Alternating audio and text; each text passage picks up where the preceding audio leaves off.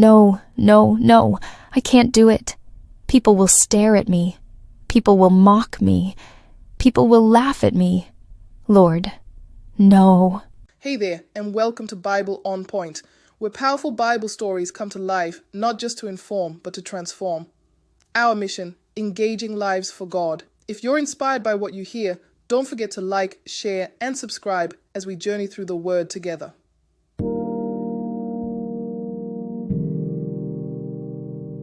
She had the life people prayed for, success, style, a rising career.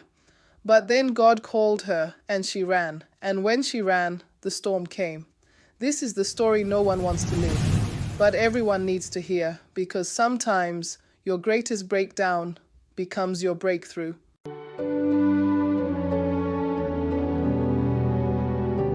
Maya was the dependable one, always the helper, always available. She led Bible studies, posted inspirational verses, and stayed late to clean up after church. But then something shifted. A soft, holy whisper started stirring inside her. Go, speak, tell your story. Start the outreach. Speak to the youth. It wasn't loud, but it was clear. She smiled and pushed it aside. Not now, God, I'm not ready. Life rewarded her avoidance. Funny thing about running from God, it feels peaceful at first. A promotion, a luxury trip. Her follower count exploded. People said, "You're glowing, you're blessed." But late at night, her soul said something else.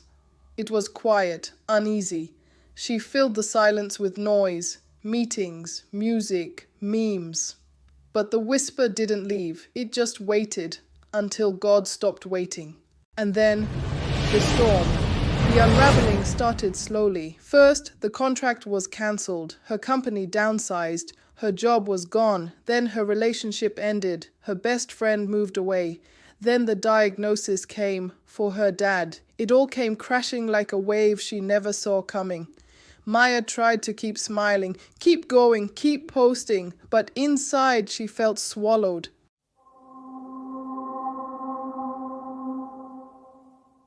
She didn't know it, but she was in her fish. Not a real one, but a space where God holds you, where He silences the noise so you can hear Him again. She stopped posting, stopped showing up, stopped pretending she was okay. And one night, all she could whisper was, "God, I don't know where I am, but if you're still there, talk to me. I'm done running." That night, sleep came like a tide, and in her rest, a story rose.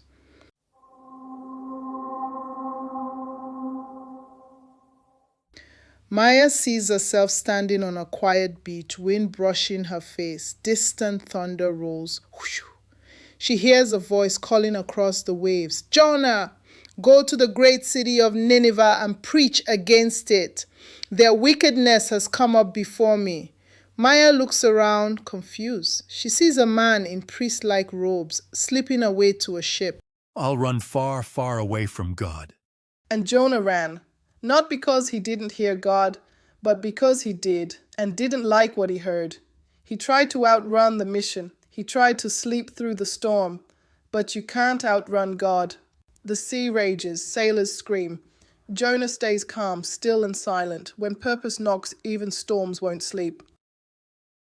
Hey, call on your God.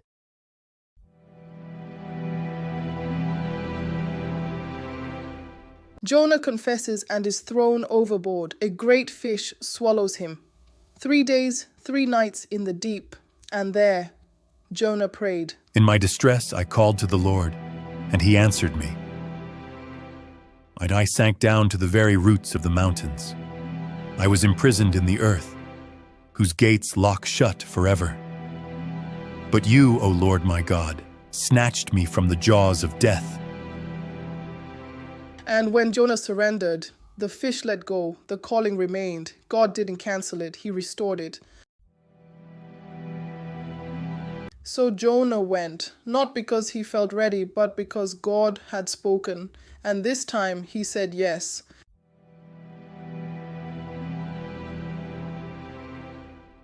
And Maya woke with the storm still in her chest, but something else too. a stirring, a knowing that maybe, just maybe, her yes still mattered.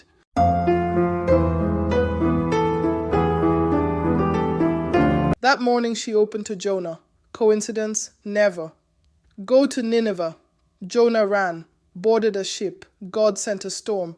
He was thrown overboard, but God didn't let him drown. He sent a fish, a quiet place, a second chance, just like Maya.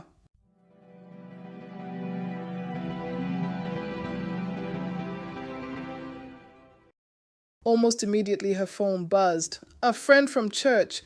Our speaker dropped out for next Sunday. Would you be willing to share? She stared at the message. Old Maya would have said, maybe next time. This time she said, yes. Not because she felt strong, but because she knew what it was like to feel empty. And she didn't want someone else to feel that alone.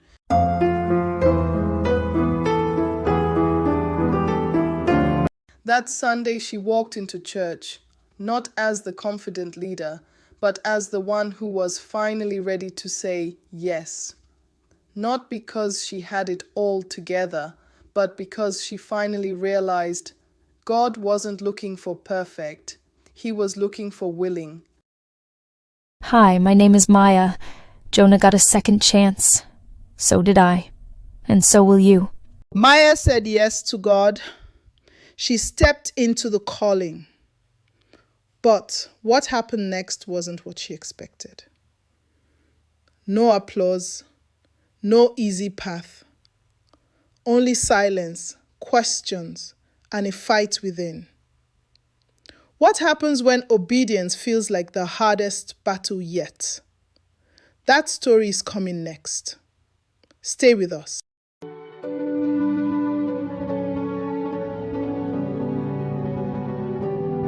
This is the story no one wants to live. The kind of story where everything falls apart. But it might be exactly what someone else needs to hear.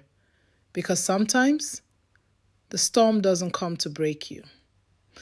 It comes to bring you back. Thanks for watching today's story on Bible on Point, where we share God's word to inspire, challenge, and transform. If this touched your heart, don't keep it to yourself. Like, share, and subscribe to stay connected.